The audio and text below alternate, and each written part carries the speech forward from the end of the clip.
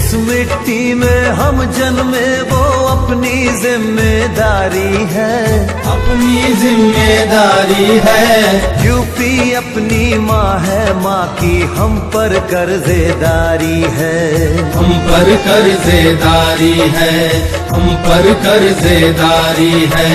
खाओ कसम की घर घर तक शिक्षा का दीप जलाएंगे, गांव की अंतिम झोपड़ी तक हर सुविधा पहुंचाएंगे। बड़ी बेड़ियां पाँव में, बड़ी बेड़ियां पाँव में जितनी यूपी के सब खोल रहा हूँ, राहें नए विकास की अब रात और दिन मैं खोल रहा हूँ। अखिलेश यादव बोल रहा हूँ, अखिलेश यादव बोल रहा